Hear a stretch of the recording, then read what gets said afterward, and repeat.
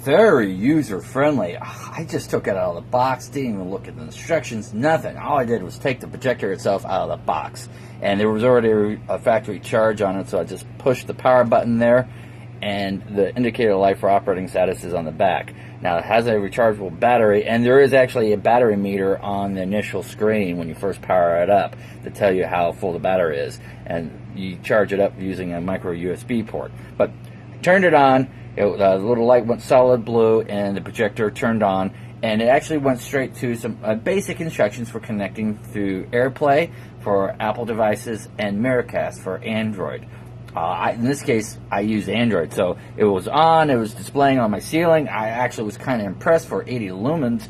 It's actually pretty crisp and clear. I mean, as you can see, I have interior lighting here, and I can actually still see pretty decently the screen. Now, with 80 lumens, though, it's definitely going to still want the darkest possible. And yes, I have this connected via Miracast to my Android tablets, KitKat 4.4.2. Now, the steps for connecting via Miracast is all going to vary depending on the Android version.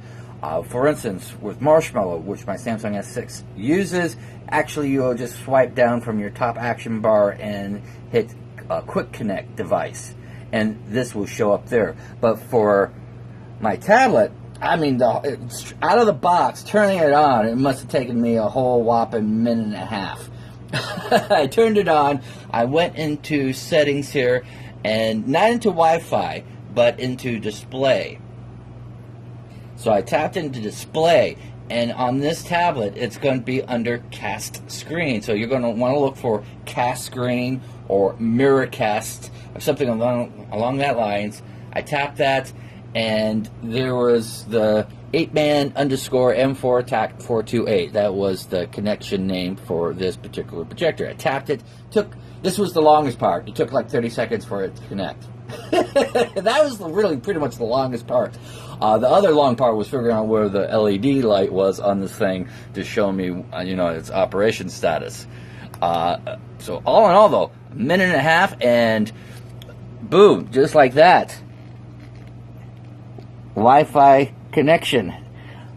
Now it does, of course, have an HDMI in right here on the back, as well as a USB input for flash drives, and that's it. Though the simple wheel focus there, and also be aware that this is actually it's WVGA is the actual resolution name. So it's 854 by 480.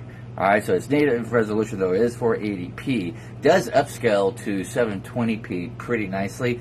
1080p, the text gets a bit fudgy, especially small text.